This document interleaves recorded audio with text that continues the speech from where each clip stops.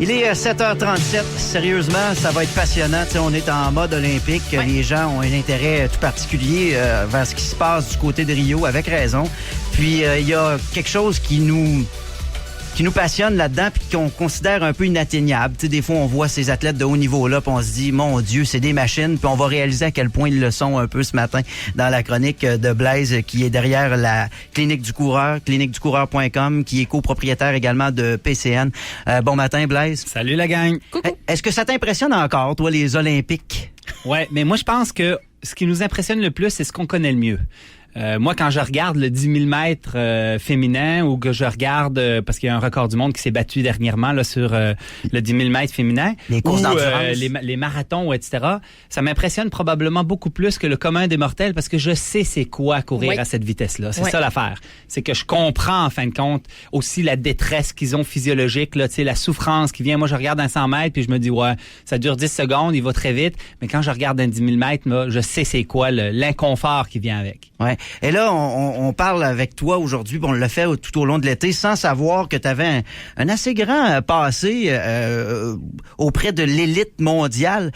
Peux nous parler un peu de ton CV. Tu as déjà couvert des championnats mondiaux, toi, comme ça, là, dans ton petit bagage? Ben, en fin de compte, comme physiothérapeute, j'ai eu la chance de voyager à peu près partout dans le monde parce que j'ai fait 6 championnats du monde divers et des jeux de toutes sortes avec l'équipe canadienne d'athlétisme.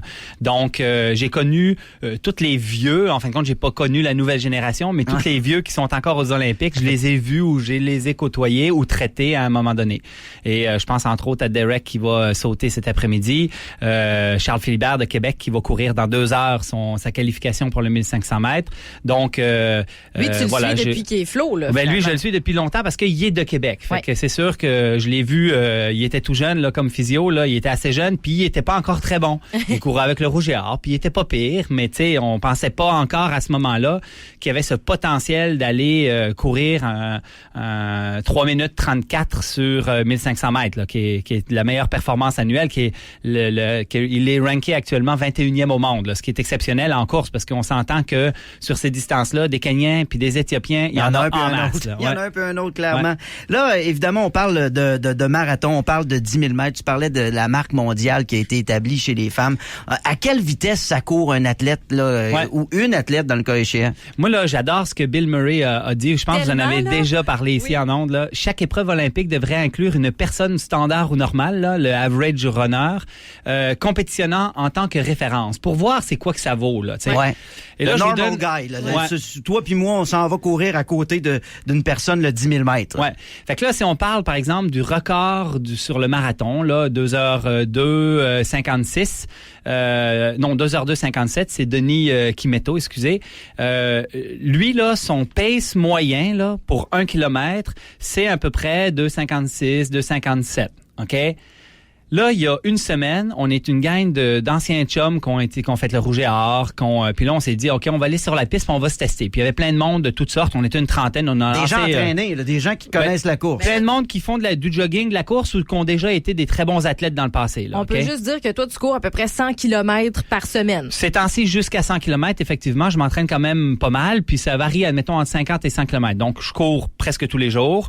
Je fais des intervalles de temps en temps, mais pas beaucoup. J'ai perdu un peu ma vitesse parce que moi, j'aime ça faire du trail. Fait que t'es pas le gars moyen de Bill Murray. Là. T'es quand même une petite coche au-dessus. Quand même pas, mais on va sur la piste, on fait un test, et savez-vous quoi? Ça m'a tout pris pour faire 2,57 sur mon 1000 mètres, qui est le pace du 42 km. Fait que les marathoniens, là, je les aurais suivis 1 km en acide lactique par-dessus la tête pour pouvoir les suivre sur les 42 km. Mais qu'est-ce qui explique ça? Comment font-ils pour en arriver à ce pace-là, le maintenir sur une si longue distance? Ben, moi, d'abord, ma meilleure performance, c'est 2,41, OK? Fait 2,41, c'est le sur temps. 1000 mètres. C'est mon chrono sur 1000 mètres, OK? Ça veut dire que tu cours à combien de kilomètres heure? Ça veut dire qu'à 3 minutes, on est à 20 km à l'heure. Fait que les marathoniens vont à plus vite que 20 km à l'heure. Sur l'ensemble sur de la toute course. leur course. Là. Ça, il y a des gens qui sont même pas capables de le faire en vélo, là. Non, mais c'est ça, c'est une autre affaire. Suivez un marathonien pendant plus de 2 heures à 20 km à l'heure. Qu'il y a du vent, qu'il n'y a pas de vent, là, faut que tu gardes le 20 km à l'heure. C'est quelque chose quand même, là. Puis t'as un bon vélo en plus, de course, là. là, tu sais. Ah, c'est avec des n'importe vitesses. quoi.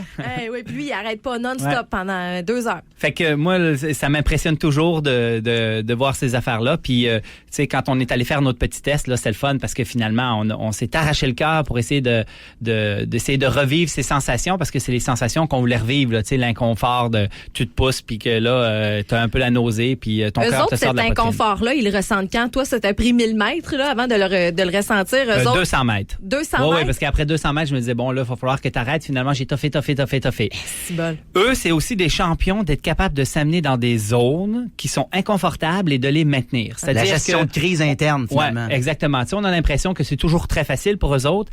C'est vrai que ils ont des VO2 max phénoménales, ils ont des mécaniques fluides et très efficaces, mais aussi ils sont capables de s'amener dans des zones particulièrement élevées et de les maintenir. Et tu sais, moi, l'inconfort, là où je me disais je vais mourir, là, tellement c'est difficile, là, eux autres sont capables de maintenir ces choses-là plus longtemps que moi je l'ai tenu. Là. Est-ce qu'ils naissent de même?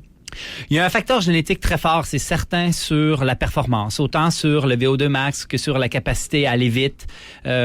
Puis quand tu es dans des sports qui sont très purs, si je prends le marathon où c'est beaucoup le VO2 max et l'économie de course, la manière dont tu cours, ou le sprint où là tu es vraiment dans la puissance et dans la vitesse, c'est sûr qu'il y a un facteur génétique très très fort. Quand tu vas vers des sports où tu as genre un peu plus de technique, un peu plus de tactique, ben là tu peux t'en sortir un petit peu plus. Mais en athlétisme là, c'est souvent des filières très très pures, fait que tu sais c'est sûr. Comment un jeune peut y aspirer en 2016 là? Moi, faut que je fasse quoi concrètement si je veux atteindre ces pointes là de 20 km/h pendant 42 km? Comment stratégiquement je peux me rendre là dans mon entraînement? Je te dirais oublie ça. non, mais je dis moi là à titre d'exemple, mais j'ai 4 ans là aujourd'hui puis je suis inspiré par ces gens-là. Comment je peux potentiellement y arriver? Ouais. Le crescendo pour s'y rendre est infini. On en a parlé un peu la dernière fois. Ce qui est important chez les jeunes, et tu le vois chez beaucoup d'athlètes de haut niveau, là, c'est de faire du sport varié, de faire plein de choses. Mais bien évidemment, c'est de bouger, beaucoup bouger. Puis c'est ce qui manque chez les jeunes actuellement. Ouais. C'est aussi simple que ça. Aussi simple que ça. Puis après ça, c'est de toucher à peu près à tous les sports pour découvrir où est-ce que tu as du talent, puis où est-ce que ta génétique va te permettre de progresser le plus loin possible. Et tu sais, les Kenyans qui produisent une tonne d'athlètes de haut niveau ont une pyramide de production d'athlètes qui est phénoménale parce que c'est le sport national. Donc la masse des coureurs court et les meilleurs émergent. On fait la même chose au hockey au Canada et on fait la même chose dans différents autres sports. Ouais, parce que le bassin est plus grand, systématiquement, il y en a plus. Exactement. Et on sort les meilleurs génétiques et ceux qui ont le plus de talent en même temps que... Faut qu'on parle absolument de Usain Bolt, là. On n'a pas le choix. Ouais, Usain Bolt, là, j'étais physio pour l'équipe canadienne d'athlétisme à Sherbrooke. C'était en 2003. C'était les Jeux NACAC, les championnats du monde jeunesse, excusez. Et je l'ai vu courir un 200 mètres en 20-40. Il avait 16 ans. Fait que, tu sais, moi, quand je vois ça, je me dis, ça se peut qu'il se dope pas, ce gars-là, tu sais, parce que, tu sais, on est toujours un peu suspicieux de tout le monde qu'on voit sur la ligne, là. Ouais. Surtout quand il y en a qui prennent le départ puis que ça fait déjà 2 fois qu'ils se font pogner, là. Je pense à l'Américain. Mais lui, là, à 14 ans, il courait déjà le 200 mètres en dessous de 22 secondes. Ça, c'est phénoménal, là, tu sais. Toi, tu courrais ça à combien? Ah non, mais moi, le 200 mètres, je suis mauvais, là. Je suis perdu dans les brumes, là. Un 200 mètres, je sais même pas si j'arriverais à faire en dessous de 28 secondes, là. OK. Ouais. Okay. Et chaque seconde sur une si courte distance, c'est infini en temps, là. C'est une éternité. C'est une seconde. Exactement. Une seconde, c'est l'infini, là. C'est comme tu dis, une éternité. Mais 20 secondes 40, là, c'est du calibre international senior. Il avait 16 ans. Il était déjà grand. Il était déjà loin en avant de tout le monde. Moi, j'avais vu ça, cette course-là. C'était phénoménal. Et d'autant plus que le physique des sprinteurs dans le passé était associé à des gens généralement assez courts, assez trapus. Le cou large, les biceps gros de même, les cuisses plus larges que... c'est infini. Là. En fin de compte, il y avait fait des études biomécaniques un peu boiteuses, là, mais pour montrer que les sprinteurs, il y avait comme une grandeur optimale. Là, c'est-à-dire qu'il fallait qu'ils soient suffisamment puissants pour décoller. Il a scrappé toutes les conventions. Exactement. Ouais, puis après ça, pas trop qu'avec sa grandeur, il va pogner dans le vent, lui. Ça y nuit pas, dans le fond, sa grandeur? Non, mais en fait, c'est que même sur sa grandeur, il est extrêmement puissant quand même. Puis même si on a l'impression qu'au départ, il prend un peu de retard sur les autres, qui sont plus petits et plus puissants sur les blocs de départ, lui, ça prend pas de temps que quand il se redresse, dépasse, là, puis qui, là, il mange tout le monde. Et c'est quand même intéressant parce que lui, là, dans un 100 mètres, il fait 6 et 5. Et il fait à peu près 41 foulées dans sa course, tandis que les autres en font à peu près 45 pour le 100 mètres. Fait qu'il y a des grandes jambes, donc, il y a des grandes foulées. Il y a tellement des grandes jambes, en fin de compte, que même pour le même moulinage qu'il fait, il fait des plus grands pas et ça fait en sorte qu'il va plus vite que tout le monde. Est-ce qu'il s'économise davantage aussi, étant donné qu'il fait moins de foulées? Oui, mais quand on parle d'économie là sur le 100 mètres, là, les gars, ils respirent à peu près pas. Ça dure 10 secondes, là, puis c'est comme on pousse, puis on charge. Ouais. Ah, c'est n'importe quoi pour vrai. Puis de voir un Canadien aussi de Grasse qui s'en sort bien, puis qui arrive là, puis lui aussi il y a un casting différent, tout mince, pas très gros, chétif. Ouais. On est resté surpris de voir un Canadien dans ce casting-là s'en sortir. Alors lui, de Grasse, c'est vraiment la vélocité pure. Là. Tu le regardes, là, il mouline, là, c'est impressionnant. Il est techniquement ça va parfait. très très vite. Techniquement parfait, c'est parce qu'il n'y a pas de technique parfaite, mais quand tu le regardes, tu te dis comment ça se fait qu'il va aussi vite. Tu regarde son bras droit qui part tellement loin en arrière, il est en pleine extension, il n'y a pas un sprinter qui court de même. Il est aussi un peu hors norme dans sa technique de course et je peux te nommer plein de personnes qui ont fait des records du monde un après l'autre, là, qui ont des techniques de course qui sortent de la norme. Fait que plus il y en a, plus c'est le fun parce qu'on se dit, finalement, on savait pas de quoi on parlait. Et il n'y a pas tant de bonnes techniques. Exactement. En fin de compte, il y a une variabilité chez l'être humain qui est grande. C'est très cool. On a parlé du bout des lèvres la semaine dernière on n'y échappe pas, la technologie est partout. Là. Dans le domaine des communications, la technologie est là. Dans le domaine du sport, c'est maintenant intégré aussi les nouvelles technologies qui font leur ascension. Catherine en est une... Catherine Emmanuel, parle-nous donc de ta Fitbit. Ah, je l'aime assez, ma Fitbit. Sérieusement, grâce à ma Fitbit, qui est une espèce de montre qui suit en temps réel le nombre de pas que je fais, le nombre de kilomètres, le nombre de calories dépensées, mon sommeil, etc. Sérieusement, je suis moins sédentaire. On se rend pas compte à quel point le fameux 10 000 pas par jour qu'il faut obtenir, il est plus difficile qu'on pense quand on a une job au quotidien, qu'on est un peu plus assis. Fait que ce que ça a fait depuis que j'ai ma Fitbit, c'est que je travaille debout, puis je me déplace plus, puis tu sais, je suis plus en mouvement, même pendant qu'on est en onde, je reste pas assise nécessairement parce que j'ai développé le réflexe de vouloir l'obtenir, mon 10 000 pas, tu sais. Ouais. Puis quand, mettons, je sais pas... il me reste 67 pas à faire avant de faire mon 250 pas à l'heure. Mais là, je fais un blitz. Ma montre me dit, si tu veux gagner cette heure-là puis réussir ton 250 pas à l'heure, faudrait que tu en fasses 67. Blaise, c'est sûr tu que je me lève voir pour le faire. son visage lorsqu'elle atteint l'objectif puis que sa montre, il dit... Elle me récompense, ça me félicite. Elle dit bravo, ça Kat. marche, et là, Kat des Smarties devient qui sort sur le côté? Non, mais puis tu sais, je veux dire, évidemment, ça, ce n'est que pour les pas, mais ça suit aussi, c'est capable de détecter quand tu fais une activité en continu qui dure plus que 15 minutes. Puis tout ça est lié à une application sur ton cellulaire qui va vraiment suivre tes entraînements, tes améliorations, est-ce que tu réussis tes objectifs, etc. Fait que pour vrai, je trouve que c'est un outil fantastique. Ouais.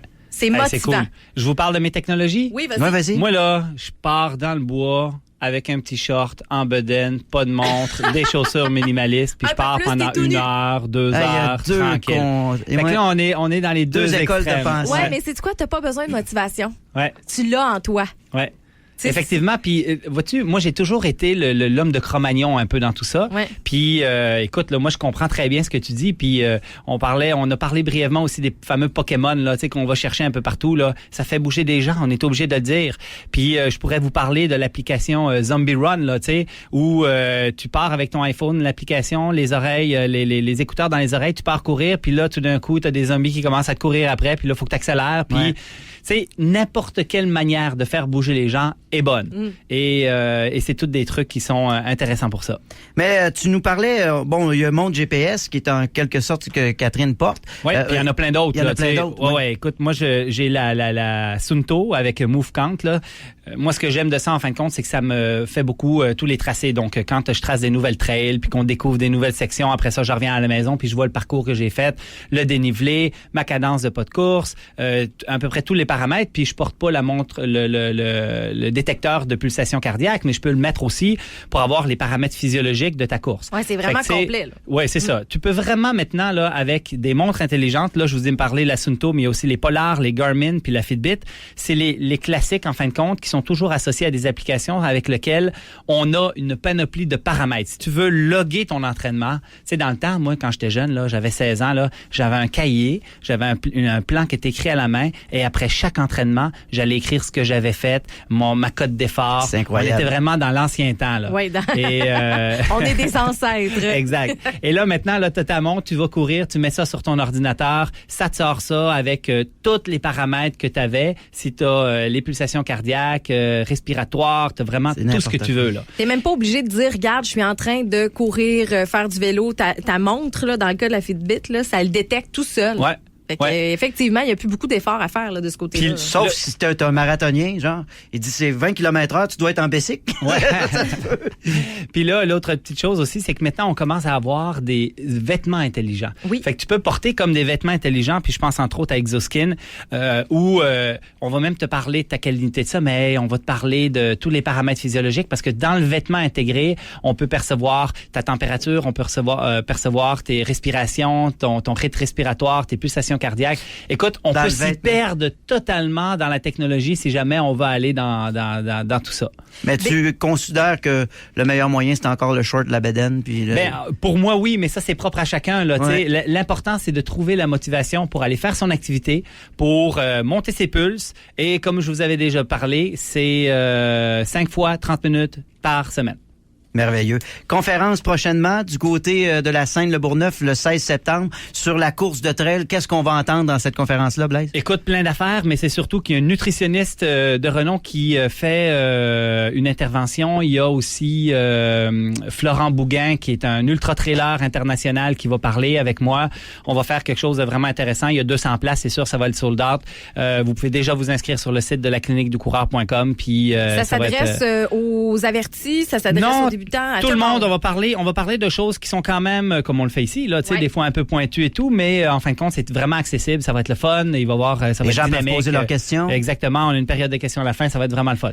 Blaise Dubois, on t'a fait venir une fois en début d'été, puis on a dit faut remettre ça sur une base hebdomadaire, puis t'as relevé le défi. C'était trop bon. C'était super le fun. On te remercie sincèrement parce qu'à quelque part, c'est prenant. T'sais, on le sait que c'est les vacances, on le sait que c'est l'été, on le sait que ça met quelque chose à l'agenda sur une base hebdomadaire, puis t'as pas le choix, faut que tu sois là. 7h40 en vacances, ça peut être maudissant. Non, mais tu sais, moi, c'est l'heure de mon jogging, fait que c'est correct. Il est-tu fait là ou il va être? On le fait tantôt, là. Ouais, puis c'est quoi le nom des deux petites poules avec toi? Anna Soleil et Noali qui sont avec moi, eux autres aussi, on s'en va faire un petit jogging, là. Ah ouais? Magnifique, tes poulettes. C'est ça, sont vraiment, vraiment pas belles, là. Non, sérieusement, les filles sont super belles. Ils ont été fines, ils ont été là tout le long. Ouais. Dans le studio, les avez-vous entendus? Zéro bin bar. Un gros merci. Blaise, on tenait à le faire publiquement parce que sérieusement, t'as habillé un bon 20 minutes de programmation par semaine, puis ça, là, ça nous a rendu service à quelque part. Ben là, au-delà de ça, il a été vraiment bon, là, non, mais franchement. Vraiment, merci, gang, de m'inviter, de m'avoir invité, puis c'était vraiment, on peut reprendre ça n'importe quand. Oui. Ouais, la porte est ouverte. Il est 7h55, vous êtes à Énergie 98.9.